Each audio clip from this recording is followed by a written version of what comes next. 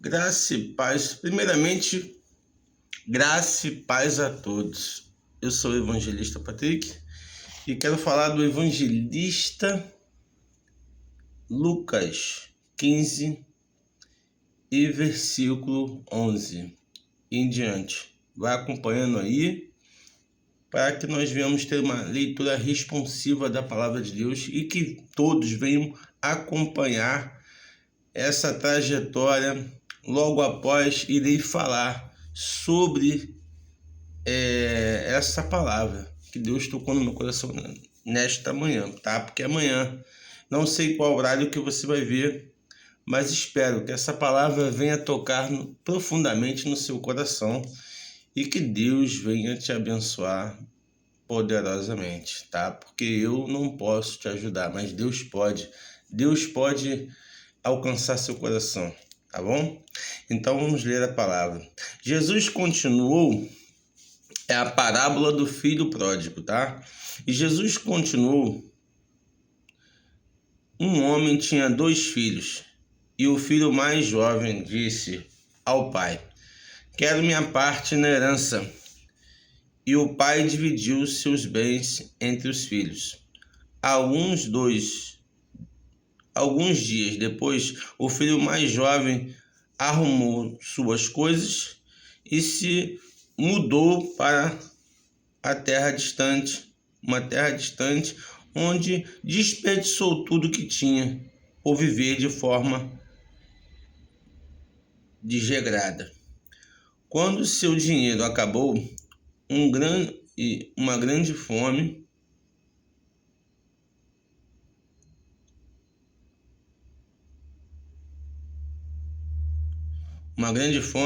se espalhou pela terra e ele começou a passar necessidade. Convenceu um fazendeiro da região a empregá-lo, e esse homem o mandou aos seus campos para cuidar dos porcos. Embora quisesse saciar a fome com as vargens dadas aos porcos, ninguém lhe dava uma coisa alguma.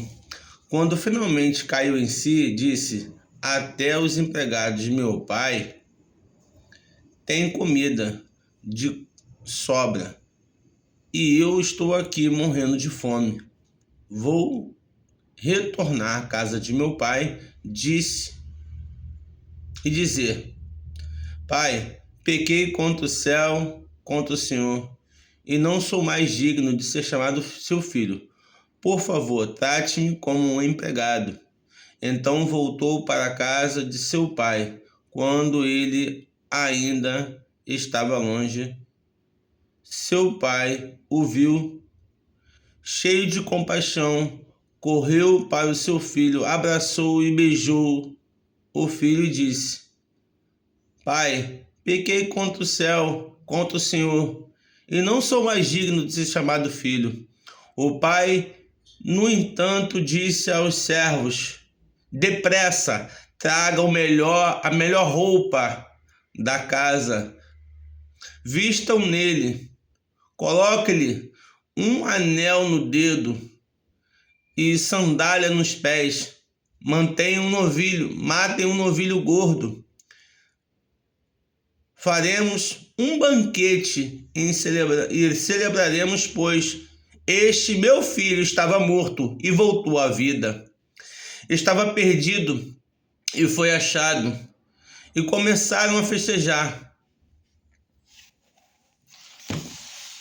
Vou parar por aqui e peço a vocês que vão até o versículo 32, pois eu conheço essa história e quero aqui relatar para você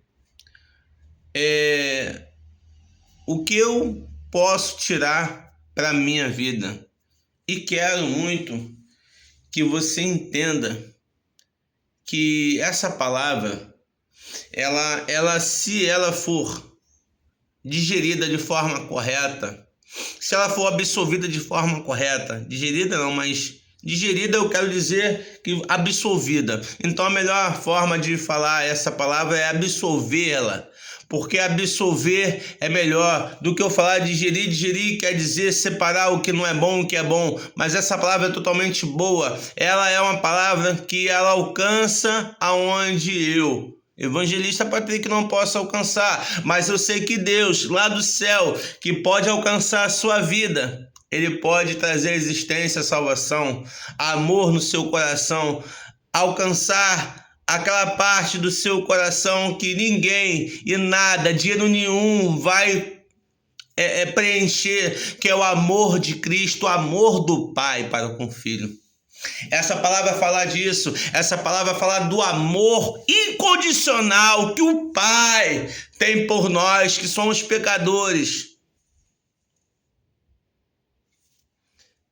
Quero falar para vocês que estão me ouvindo que essa palavra um dia, em 2003 para 2004, eu acordei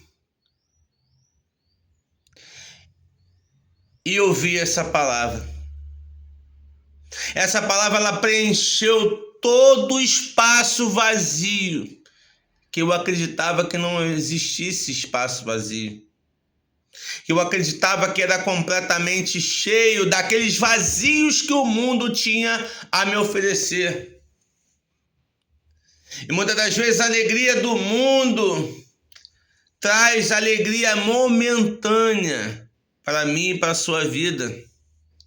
Os amigos, os bares, as baladas, as mulheres, tudo isso momentaneamente preenche vazios, alegrias, felicidades, prazeres, dinheiro, carro, moto, emprego bom, status. Isso preenche vazios momentâneos. Como assim, evangelista? Eu tenho dinheiro, eu tenho isso. Tem tudo. Mas você não tem a alegria do Senhor na sua vida. Tenho. Tem? Tem mesmo? Então, até quando você vai confirmar isso? Porque um dia eu achei que eu tinha toda a alegria. Nunca fui um rapaz rico, nunca fui um rapaz que tivesse condições na minha vida. Vivi uma vida pobre. Não tão pobre quanto muitos, mas pobre. Passei necessidade. Na minha concepção de vida, né? Eu passei muita dificuldade. Claro que se você aí contar a tua história, você passou mais dificuldades do que eu. Mas eu estou dizendo a minha dificuldade. Aquilo que para mim, foi muito complicado passar. Só que diferente de muita gente, eu não tinha Deus. Eu desprezava Deus porque eu achava que Deus... Como é que Deus deixou eu perder meu pai? Né? Não é que eu perdi meu pai de morte. Né? Que eu sou filho de pais separados. E meu pai foi embora, se divorciou da minha mãe. E dali eu saí da escola particular. Dali eu não tinha um sofá na minha casa para me sentar. Não tinha uma televisão para me ver. Não tinha um pãozinho de manhã para me comer. Não tinha um leite para me beber. Imagina uma criança que cresceu comendo esse biscoito que dizem aí que é o de chuva, né? Bolinho de chuva, que era feito com água e o restante do material. Mas a minha mãe fazia com todo carinho porque ela queria dar o café da manhã para os filhos dela. E aí isso não vê o caso agora. E então por esses... Olha, uma criança que foi para uma escola particular, foi para uma pública, começou a apanhar, a sofrer. Eu sofri muito essa mudança de vida. Né? Porque eu não vou dizer para vocês que isso me fazia alguma coisa de eu ser alguém melhor. Isso não quer dizer que eu era melhor do que ninguém e que isso era muita dificuldade, mas para mim era. Porque eu era de uma escola particular, onde existia uma questão, um nível de educação, e eu fui para um nível de educação, não vou diminuir, porque eu também estudei em escola pública, né? Então, inferior, vamos botar assim. Inferior um pouco, ou vamos botar assim, não obrigatório. Botar assim, não obrigatório, não tão obrigatório, né? Para não desmerecer, até porque eu aprendi muito na escola pública, então não posso falar que, enfim, quando a gente trabalha no comércio, a gente faz de tudo para que agradar o cliente. Então, eu acredito na escola particular é isso. Então, a pública é uma escola que quem quer estuda e quem não quer não aprende nada. Então, eu estou resumindo. Então eu praguejava a Deus, eu falava, não, e que Deus é esse que deixa uma criança sofrer dessa forma? Eu não queria Deus. Cresci assim. E um dia eu com 15 anos fui trabalhar no mercado, meu primeiro emprego, e dali para frente eu comecei a ajudar em casa, comecei a crescer financeiramente e fui para o quartel. No quartel eu conheci outro nível de educação, outro nível de pessoas, e pessoas boas, as pessoas ruins. E aí aquele novo ciclo de pessoas, de amizade, me fizeram a eu procurar ter uma vida mais social, mais ou menos. Lidava com pessoas que tinham poder aquisitivo muito bom e lidava com pessoas com poder aquisitivo igual ao meu ou mais baixo. E o que você quer dizer com isso, Pedro? Eu estou contando aqui meu testemunho de como essa palavra um dia me alcançou. E eu espero que essa palavra alcance você aí também. Eu estou aqui resumindo muita coisa. E o que acontece? Um belo dia, eu era um cara que, como diz aí, né, da fama, né, pegava muita mulher, tinha um corpo bombado, né, que é um cara forte, que igual tem aí. E pra mim aquilo era felicidade. E eu bebia. Eu tinha amigos que eu dizia que eram amigos porque eles me convidavam para festas, baladas. Diziam que eu era necessário nessas festas porque, né, não, Patrick, era assim. Não, Patrick, festa sem você não é festa. Eu tô duro hoje. Não tem problema não, a gente paga para você. Entenda. Então eu achava que aquele ciclo de vida era tão bom, uma coisa que eu não vivi. E eu achava que aquilo ali, né, cumpria todas aquelas lacunas que eu achava que tinha de amizades, desejos, tudo que eu queria estava na minha mão. Só que o principal, que era Deus, eu não queria. Porque eu achava que tudo que eu tinha ali já era suficiente para minha felicidade, para as minhas alegrias. Só que eram alegrias momentâneas e eu não conseguia entender isso.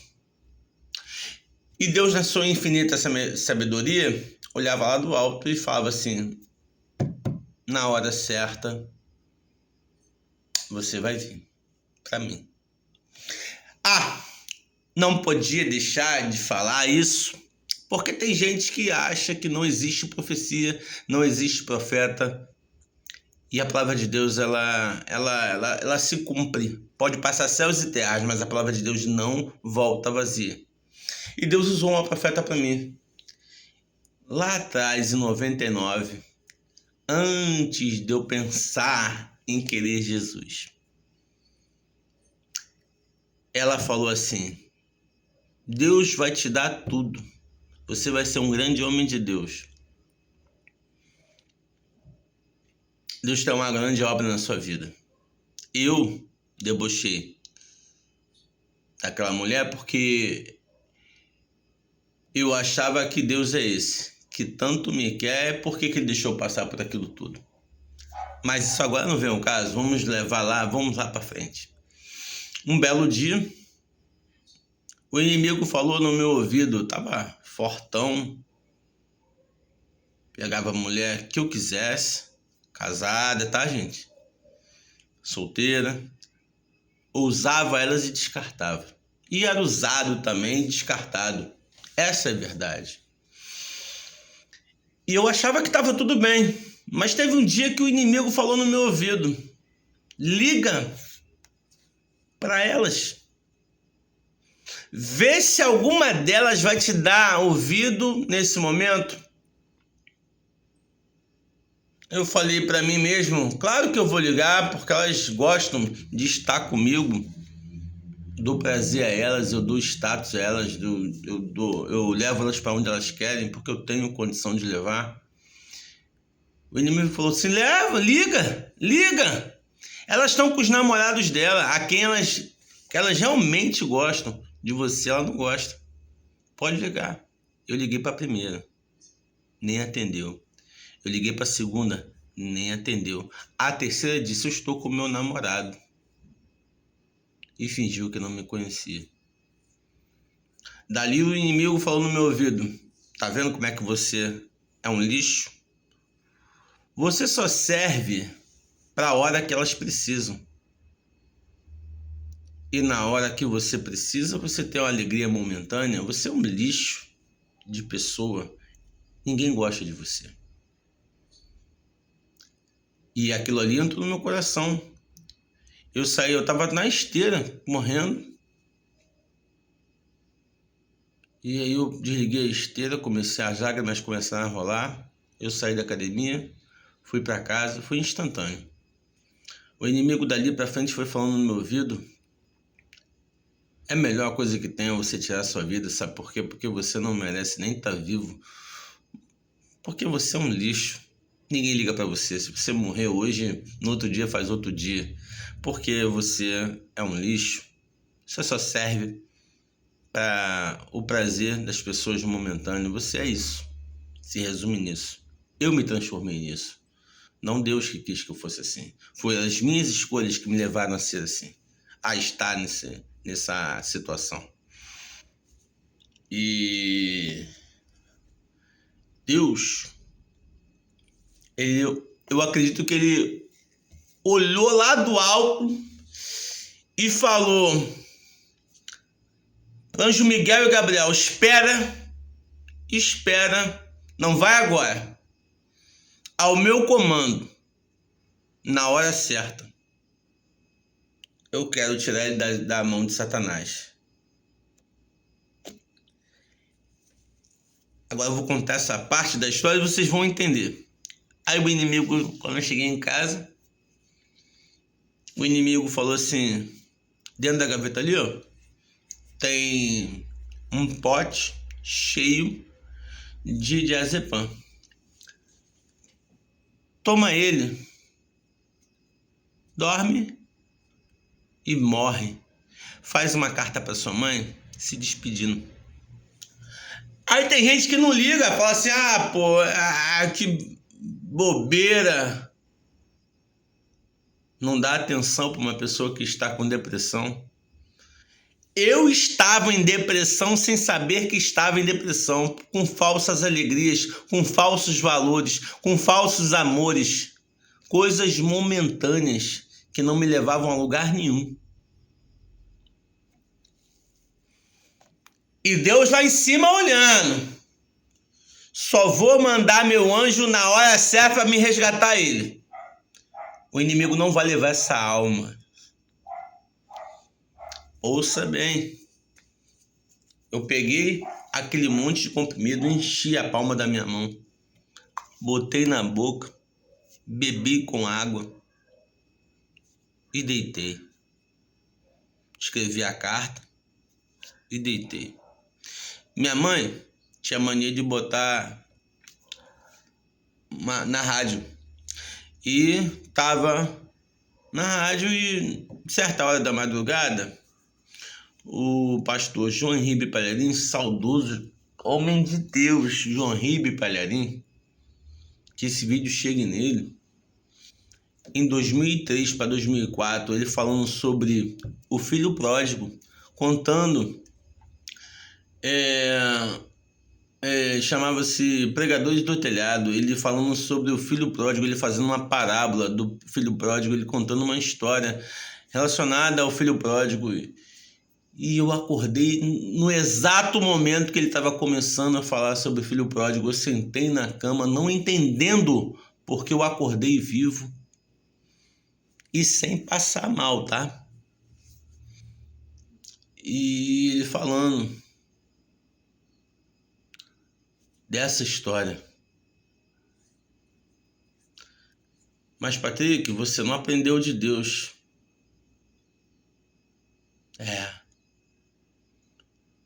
Só que eu perdi meu tempo gastando tudo que eu tinha com besteiras, com falsos amores, falsos valores, que não me levavam a lugar nenhum. Enquanto estava ali um verdadeiro Deus ali perto de mim, esperando eu me voltar para Ele realmente me dar os melhores valores, os melhores amores. Quais são esses melhores amores? O amor dele, o amor da palavra, o amor da obra. Xaramaldaraia sai! Porque Deus, ele é assim. O amor dele me surpreendeu, entrou lá no meu interior, no meu coração, assim que essa palavra entra. Bateu lá no meu interior, cumpriu todo aquele caminho que eu achava que não existia. Ele evoluiu rápido, ele entrou rápido no meu coração. Ele falou assim: vai lá, anjo, envia anjos a teu respeito. Deus entrou lá no meu coração, Deus entrou lá no meu íntimo. Ele contabilizou cada lugar errado, cada lugar ele foi limpando, ele foi completando com o amor dele. Deus, ele foi aonde o homem não foi, ele tocou em mim, em lugares onde eu nunca imaginei que aquele carinho podia chegar. Deus, ele foi em cada lacuna que eu achava que nem existia no meu coração, na minha vida. Ele completou com o amor dele, e eu não sei o que é usar droga, eu nunca usei droga, mas era uma alegria tão grande,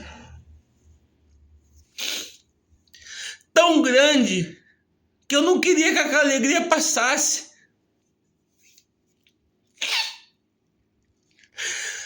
Eu não queria que aquela alegria passasse, porque ela era muito boa. Deus se apresentou para mim, ele entrou dentro do meu coração, da minha alma.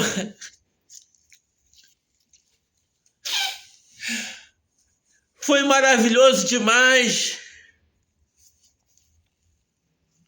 Foi muito bom. Senti a presença de Deus pela primeira vez, senti aquele carinho de pai. É isso que ele está falando nessa palavra, que ele recebeu o filho dele com festa. Eu não precisei ir numa igreja, foi dentro do meu quarto. Mateus 6:6. Entra no teu quarto, vai ter um secreto com Deus. Fecha a tua porta e vai ter um secreto com Deus. A gente desiste de tanta coisa, não desiste de Deus, não. Deus nunca desistiu de mim, ele nunca viu eu fazendo uma bobagem, virou a cara e falou: não presta, não serve.